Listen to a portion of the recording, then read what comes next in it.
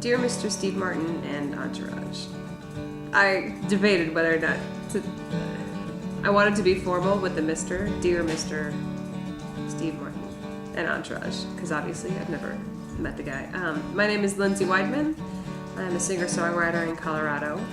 I wrote a song not too long ago about having dreams about Steve Martin, where he and I are best friends, essentially. And it's it's completely true. I have been having dreams about Steve Martin since I was about 11 or 12, where he and I hang out and we're best friends. So I had another one of these vivid dreams a couple of months ago, and I decided to write a song about it. And I've been playing it around at my shows, and the response has been great. And I kind of just had the idea to invite the real Steve Martin to lunch. Because, you know, if you're dreaming about somebody for 15 years, why not ask them out to lunch?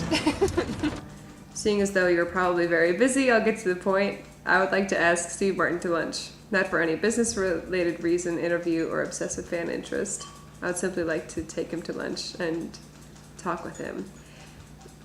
That's really weird. Like, I'm not presenting any reason initially. I'm just kind of... No, this is really important, is what it sounds like. This sounds like a journal entry.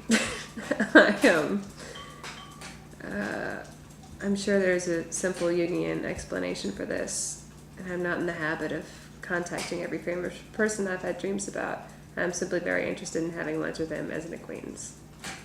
If for no other reason, then I'm only alive once. Yeah, this just kind of reads as like an obsessive fan kind of thing. Like, I don't really give a reason other than having dreams about him, and that doesn't really seem like a good enough reason. It'd be like, well, so what? There's been a lot of psychoanalysis on my part as to what these dreams have been about, and how they reflect where I am right now in my life. It was one of the most vivid dreams I had as a child, and Steve and I went to the mall, and we went to a pro shop in the mall, and we were looking around at golf stuff. When I was 13, I went out with Steve to a golf shop in the mall. As he tried on new pairs of plaid pants, I looked at clubs and balls. Then I realized that I was like, oh, I realized that Steve Martin is as old as my dad. And I asked if he thought it odd for us to be dating with such an age gap, and we both agreed it was not. I can acknowledge that the real Steve Martin, the real man, like Steve Martin, is not the Steve Martin that I dream about. Like my father figure coming in and encouraging me to pursue my creativity and my artistry and my career as a songwriter, like really wholeheartedly, and knowing that I'm being totally taken care of and that everything's going to be fine, and that and not to be scared, and just to really, you know, be excited and be inspired. Well, and of course there's still like that small part of me that wants all of my dreams and stuff just to be the fact that we're just soulmates or something. Like, perhaps that will happen over lunch. It'd be like, because there is like a line in my song. I wake up in the morning and I miss him terribly. I think of calling Hollywood to see if he misses me.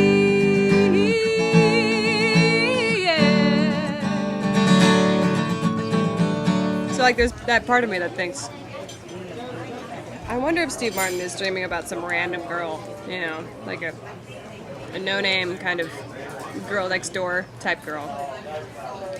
Has his own particular kind of archetype. I'm coming into this situation, obviously, with this like gigantic volume of like, you know, epic story and that kind of stuff, having analyzed my subconscious and all these kinds of things. And for him, I'm just some random person. I wonder if he gets this a lot, you know, like invitations for any slew of reasons.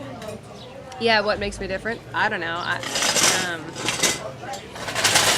That's for him to decide. That's for him to decide. Right.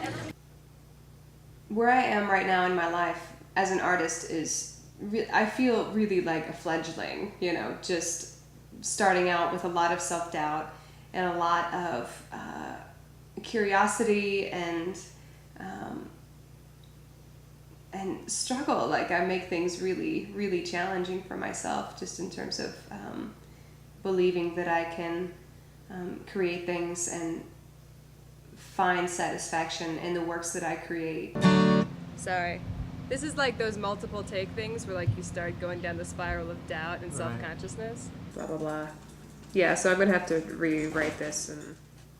And I think that what the ongoing motivation for this project has been, as it's been kind of coming to me with these dreams and just in the last 6 months and with the song that I wrote and everything like that, it's kind of a commitment to feelings of, I don't know, having more confidence in myself. And I think that the Steve Martin in my subconscious is that character of confidence and comfort and encouragement. Steve and I were the best of friends, always excited to see each other again. So yeah, and for some reason when I was thinking about, you know, what this all actually means, I thought of my brother, who is a mountaineer, and he goes on these like trekking expeditions and mountain ranges all over the world. And recently in May he was climbing Denali in Alaska. You know, and when he got off the mountain, in the end he said, you know, it wasn't really about getting to the top anyway. You know, like, he was completely content, purely in the journey of it. And